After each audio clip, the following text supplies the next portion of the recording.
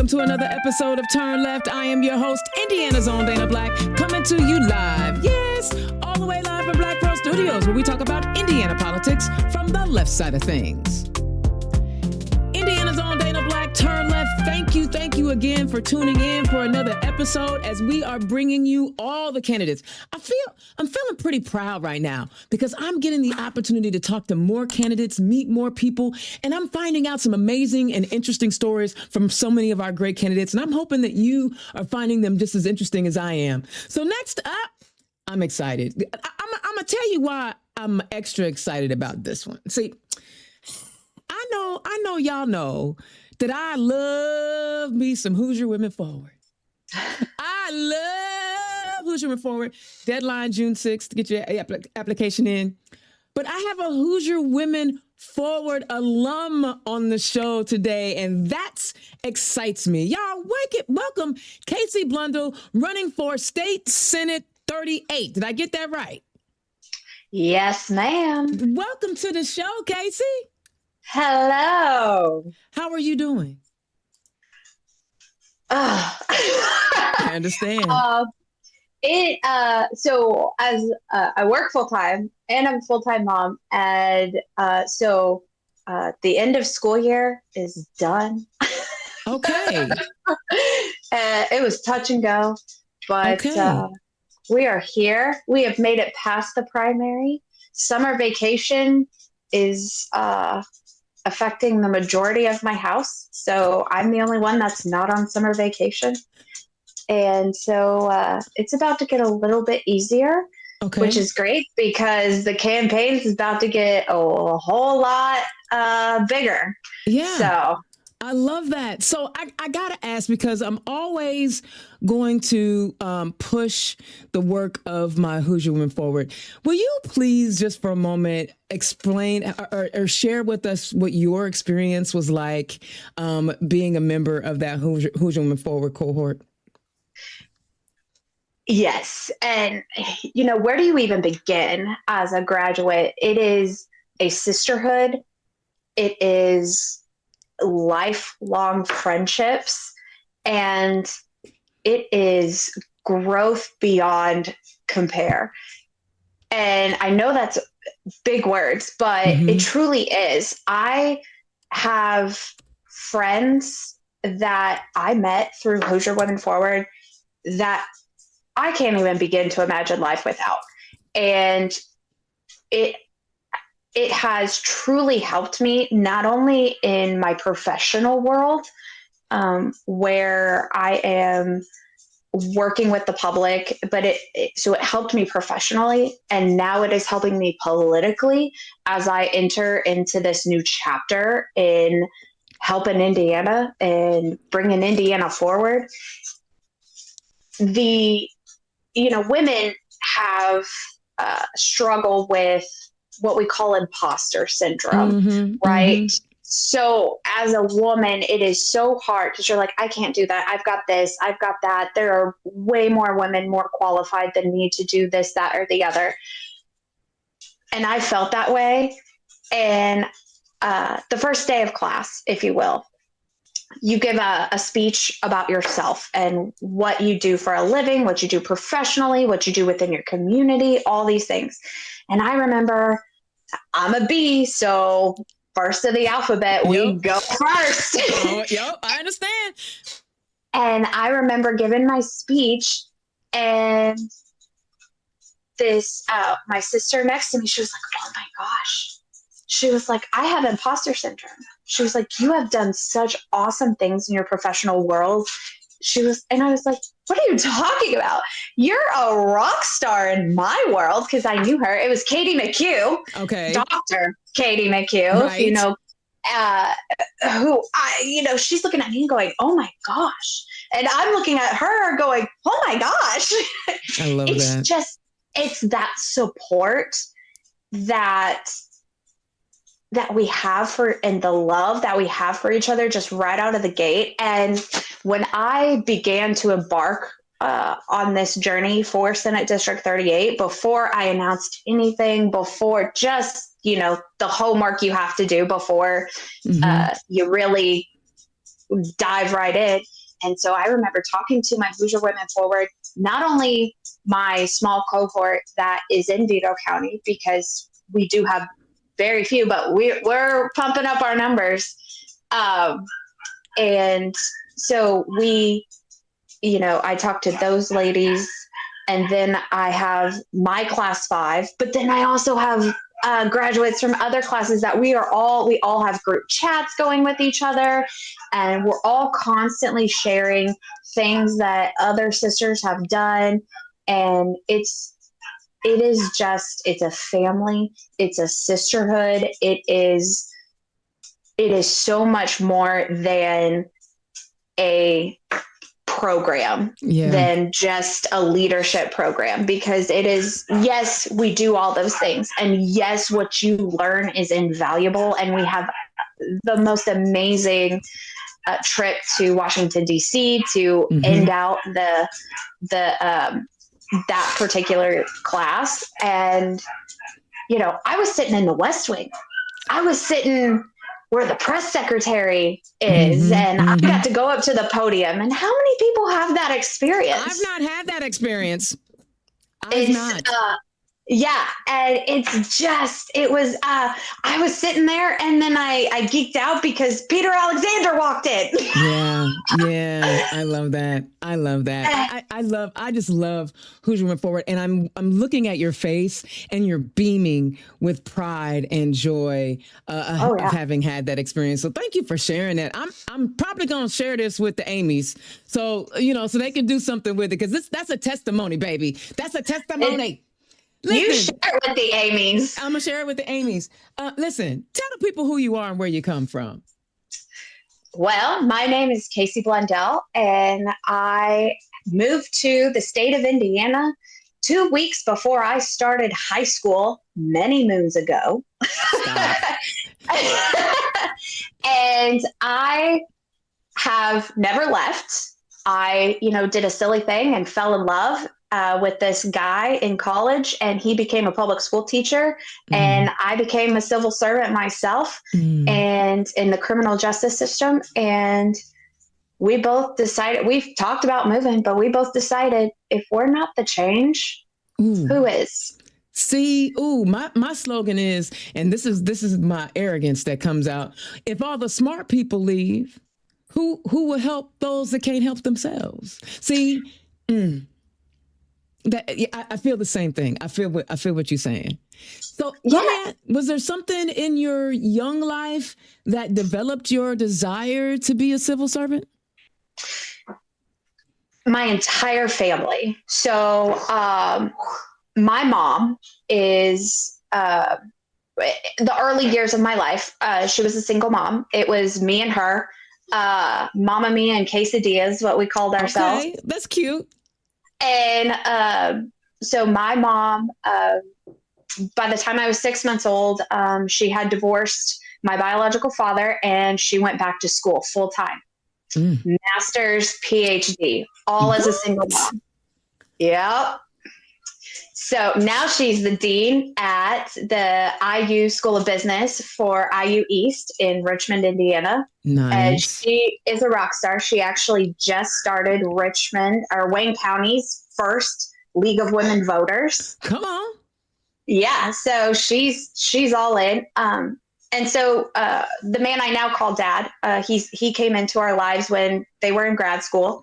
And so they are both in education, and they both instilled in me. He was a single dad himself. Interesting. And so, I've had nothing. I know what it's like to have nothing. I also know what it's like to have something. And I love helping people. It is who I am. I've tried to change it some days because it gets real hard, but I just can't. And, my parents, they've been in education, and they have helped people their whole lives. My husband is in public education, and he's also a former high school football coach. Okay. It is, so being the change in our community has been instilled from a very young age for me, because I know, and my family and I are very much, once you have the ability, we give back. Love that. And so, I have spent my adult career in public service. I've been in I started out in my local prosecutor's office. Then I went to Department of Child Services.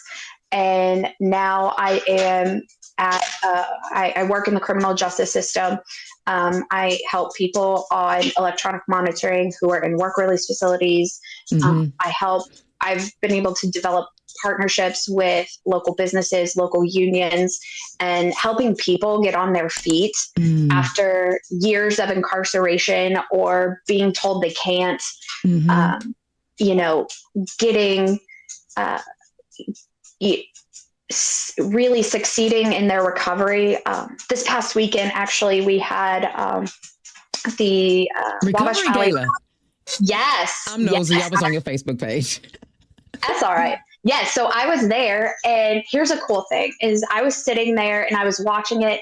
And so they have like a fashion show that people nominate for those that are really celebrating recovery. People put in a nomination. So I was watching the fashion show, and local businesses sponsor the people who get nominated to do the fashion show. They sponsor their outfits, their hair, their makeup. It's really awesome. And they walk a catwalk, and I'm sitting there, and one of my former clients is on the catwalk. Yes. And I was like, oh my goodness. And it was so beautiful to see. And it gave me chill. I'm getting chills right now. It gave me chills. Yeah, I'm feeling your passion. I'm feeling it. And then I was working the room, as you do. And one of my former clients at a previous job that I had about tackled me. They recognized me, and granted, it wasn't a great circumstance where I was attempting to help them, and they weren't completely ready for the help. But both of them, one was 6 months clean off meth and 8 years clean off heroin. The other one was 4 years clean off meth and 6 years off of heroin. And they have their family back. They've got careers, and they are just killing life right now and just succeeding. And they were so proud to see me doing what I'm doing, but it was reciprocal because I was so proud to see them in their recovery. And just, it was a great moment. And that is why I do what I do. And that is why I fight. And that is why, more so now than ever, I need to be in Indianapolis. Yeah. You need to be down here helping to craft some bills. You and Tanya Paff can come on down here and work together on some stuff. Listen, one of the things that you talked about was being in the criminal justice system and dealing with what comes from that. And some people are not ready for the help at the time. We are seeing the Senate, our state Senate pass bills that are actually harmful to people who are returning to society by passing, turning people who are homeless or housing insecurity into a crime now. When you think about the work that you put in to help people get back their lives and you see legislation like that, what does that do to you on the inside? It infuriates me, and it sets the fire that steams this campaign. Let me tell you. I mean, housing for the people I work with is probably the greatest barrier that we face, because no one wants it. And to be fair, I can see risks on both sides. I try to be as logical as possible. Sure. And I try to look at every possible angle. However, I work with a group of people who are finishing paying their debt to society. Why are we still putting the scarlet letter on them? Right? They deserve to have a place to live. They deserve to have a job. They deserve to make a living wage. Yeah. And did they make some mistakes, and were there bumps in the road? Absolutely. But you know what? When I finish working with people, they have driver's license, they have health insurance, a lot of times they have full-time jobs. I partner a lot with the local labor unions, and not only do they have full-time jobs, they have good jobs. Yeah. Sometimes they have better benefits than I do. Yeah. And when people are busy, that the idle mind is the devil's workshop. So when people are busy and their hands are busy, and they are focused on the things that keep their life sustained, they won't get down and out, and recidivism rate comes down. Right. You're exactly right. And we do a holistic approach, right? We tackle mental health, we tackle addiction, we tackle all those things, employment.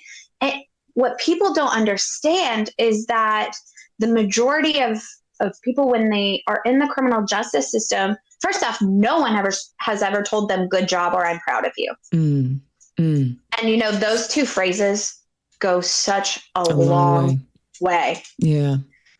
And so when we get to work with people, and they get their driver's license, sometimes for the very first time, right? We get them their permit and they study, and then they clear that 6 months and they get that driver's license.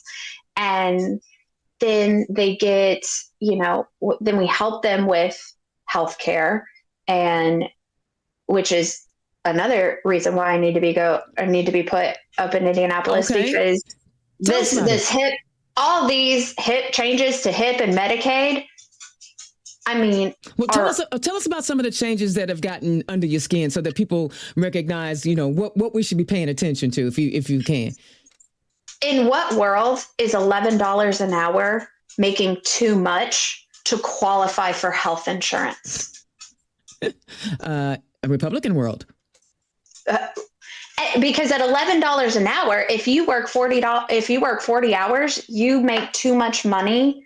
I think it's between $11 and $12 an hour, but depending on how many hours you work, and if you have to claim tips, that can kick you out, and you lose your HIP or your Healthy Indiana plans. And then they say, oh, we'll go apply at healthcare.gov. Great. Well, as of January 1st, 2026, all those subsidies, because of the big, bad, beautiful bill, are gone. I look at those healthcare plans. I can't even afford it. And how are we supposed to watch people succeed? How are they supposed to take care of themselves? How are they, people are like, oh, they use ER as a doctor's visit. Okay. Well, if I can't afford healthcare, that's my only option. Yeah. And it is a cycle. Not having housing, not having healthcare is a cycle that is it keeps those people stuck. Yeah. You're working with the most vulnerable humans of our society, people who have made mistakes and are trying to some people get second chances all the time, right? And then some people never get a second chance, and you're literally creating second chances for people. First of all, I gotta say, I'm wondering if you going to the State House is the best thing, because you're having such an impact directly onto people's lives, and it is so critical. But yes, you do belong in the State House, because we need people like you who understand the struggles that people face, so that when they're writing dumbass policies like we're going to criminalize homelessness, or $11 is too much if you work 40 hours a week to get the health services that you need, you're the type of person that we need, who has seen it from all sides. Now, you said something when we were talking about housing for folks who are formerly incarcerated and in recovery. You said you try to see all sides. I imagine that's how you approach everything. Let me see all sides. I'm not going to make a rash decision. Talk about how you do that when you think about legislation and writing policy. So when it comes to legislation and policy, I really try. Sometimes I have to try really hard to see what the other side finds as the benefit. And it's critical thinking, and it's common sense, and it's truly putting a holistic view on legislation, right? So I try to see how maybe the Republicans think when they're writing these bills. And I'm like, let me try and see the logic. Yeah. Let me try. You might get caught in some spider webs. You keep going in their head like that, though. But I feel you. Let's try will be our operative word here. I feel that. But so I try to see, and I get that, I understand fiscal responsibility. I understand that. I understand fraud. But I just talked to a single mom last week who lost her SNAP benefits because she, as a parent, requires her children, who are, one's a senior in high school, one's junior in high school, to have part-time jobs. She lost her SNAP benefits because that gets calculated in their household income. And her kids only work because they want to be able to, that's their money that pays for the gas in their car, that pays for them to go have a fun time with their friends that all children deserve to do. Exactly. That's crazy. It's really sad that that's policy. That literally is sad. And there isn't as much fraud as people seem to think there is, right? They make it up. In Indiana, if there's fraud in the last 20 years, it's been on one party. Well, we already know that. Honey, they are real quick to project onto us what they are actually already doing. But here's the thing that's messed up about even that when you bring that up. Because didn't they just pass legislation that says that 14-year-olds can work past 9 o'clock or something crazy like that? Like, they're literally turning these young people into worker bees, and then you're going to penalize the family by taking away food? Yep. Sis, we got right. Well, and I was just having this discussion. Yeah, I was just having a discussion with someone else this past weekend.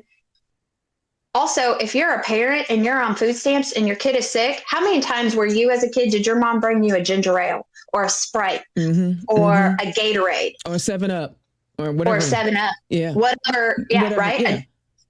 You can't buy that with your SNAP anymore because it's a sugary beverage. And so now we tell people what they can and they cannot use their money on, which is crazy, right?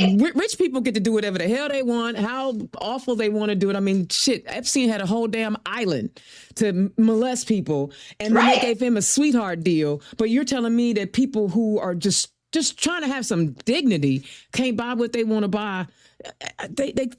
Kacey, see, now you getting me fired up over here.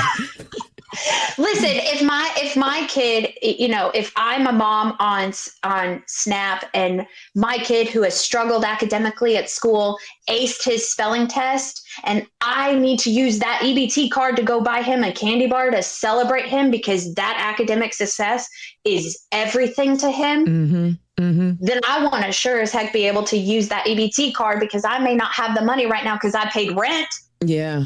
Yeah. Isn't that interesting how everything is connected? Like, you literally just drew a through line between a child's well-being and their desire for success, rewarding success, and the ability to reward success. You drew a perfect line between how we raise our kids, how we support our kids, and the state limiting our ability as parents to do those. Now, I ain't no parent. I'm just going to say that. I said us as parents because my mama told me I was going to get back twice what I gave her. So I took that as a hint not to have no kids. But you just drew an amazing line. Do you believe, and this is, answer this however you like, because I have a feeling your opinion on this is going to be incredibly valuable. Do you believe that these lawmakers are not looking at things holistically and are just trying to control people in a way? Because when you need, it's almost like you need something from me, so I'm going to control how you use whatever it is that you need from me. The days of pulling yourself up by your bootstraps are over. It is physically, socially, economically, financially impossible because there are so many caveats to everything. No one's making really a livable wage, right? Right. and what's livable in Indiana, right? We have the highest utility rates in the entire Midwest. And now they're going to go up more with all these freaking data centers. And we still don't have an environmental study on the impact of all these data centers and all the water and all of the, yeah. So, and it's, I guess, let me put it in terms that maybe Republicans would understand. It's trickle down theory. You take it away, you're trickling it down, people will fail and people will die. Yeah. Especially when, they need medical attention. And a lot of our counties don't even have medical facilities or emergent facilities. Listen, Kacey, I'm going to tell you something. The way you speak is very compelling. And I'm like leaning in, listening to you. When you're out in the district and you have rural areas that you have to win over, you have Republican voters that you have to win over. What are those conversations like, and how receptive are they being, even when they know you have a D behind your name? Let me tell you this. So I got invited to a farmers forum in Sullivan County. Okay. That was walking straight into the lion's den, let me tell you. Right. First off, I got thanked so many times for even showing up. Second, I gave real answers. Okay. And I'm not going to tell you what you want to hear. Right. I'm going to tell you what's happening that is directly impacting you and what we can do to change it to help you be better. So many farmers they're losing their land. They can't afford their property taxes. Well, that's because their property tax their formulary that they use hasn't been updated. Senate Enrolled Act 1 is destroying the rural communities. It's causing hospitals to close. And here's the funny thing. It's also defunding police and fire. Imagine that. Defund the police. Girl, if I hear, So when you tell them that did that. Huh? Yeah. Are they connecting the dots between the policies that are hurting them and the people that they've been voting for? Now they are. Because when I talk to them and we talk about these things and they say, well, Democrats this and Democrats that. And I'm like, no. Let's talk about state, because your issues are with state politics, not federal ones. And they're like, but this, but that, but this, but that. Okay. Well, the same people have been in power since 2008. And so what I say, hey, is your life truly better now? Is your bank account truly better now today than it was in 2008? How's your public school? How's your rural health care? Is it accessible? Is it affordable? How about those groceries? Yeah. How about your gas prices? When Indiana has some of the highest gas tax. Yeah. Wow.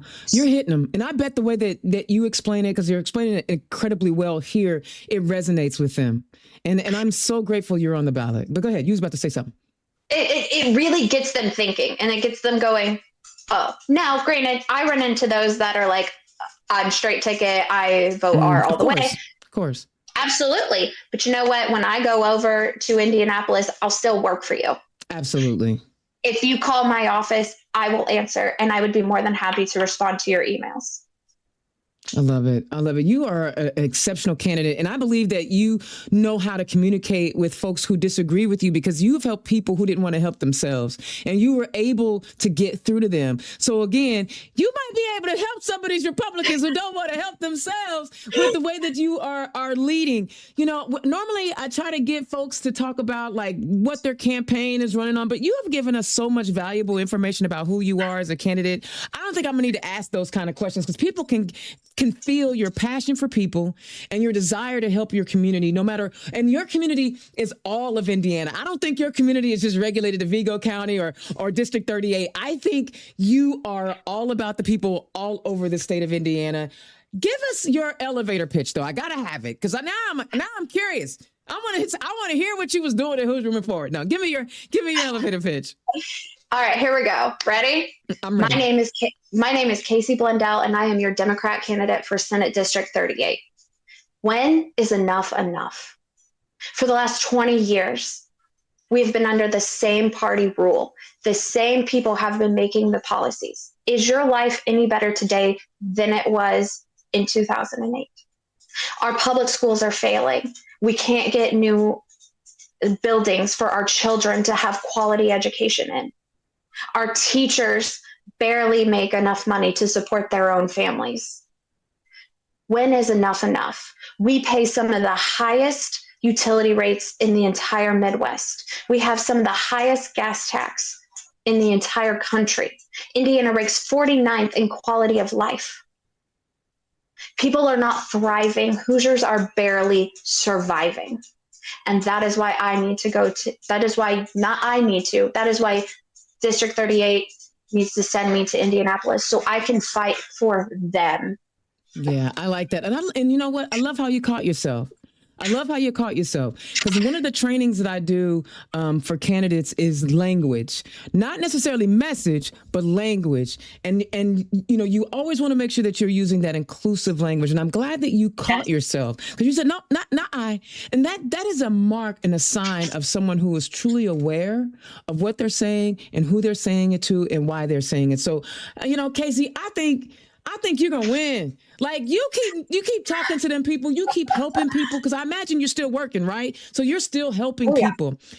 You keep doing that work, right? I think we would be a much better General Assembly with someone like you with the level of compassion that you have for humans in our state house writing policies. We would be a much better state is someone like you who understands the struggles that people are going through and you are able to offer them solutions. You ain't just a talker, baby. You've been offering solutions. I think you would be great in our state house.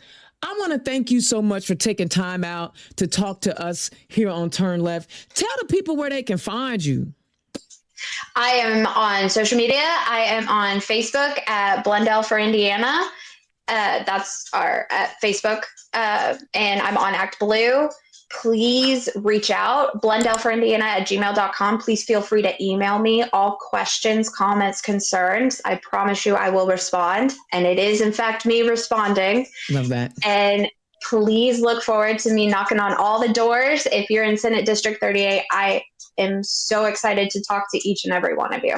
All right. You're an amazing candidate. Keep up the good work. But one last thing I'm going to do, listen, this is one of those candidates had me fired up. Like y'all saw my facial expressions, right? She got me fired up, ready to go to work. But what I need you to do is click her donate link. She is going to need all the financial help she can get. I know every time you hear my show, you're like, damn, Dana, you keep asking for money. Listen, elections take money. I know that we want to live in a post-Citizens United world, but that's not where we are. That's not where we are. We have to talk about where we are and exist in where we are. So listen, I think Kacey would be someone that will fight for all of us in that state house. And she will not allow bad policies to go unchecked.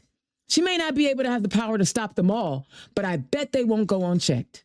So please click her donate link, become a $5, $10, $15 monthly recurring donor. Those recurring dollars add up. If we can get 10 people to become a $10 recurring donor, that's $100 a month that she'll be able to get in, right? So please consider that. Donate to Kacey. I am fired up about her. She got me mad though too, because I'm ready. What you mean? My kids work and I can't, man, we got to do better, y'all. We got to do better in our state house. And with candidates like Kacey, we can be better. All right. Indiana's own Dana Black, Turn Left. Thank you for tuning in. I will holler at you next time. Peace. Turn Left is the property of Black Pearl IT Solutions, executive producer, Indiana's own Dana Black. Music by Dorian and 22 from Pixabay.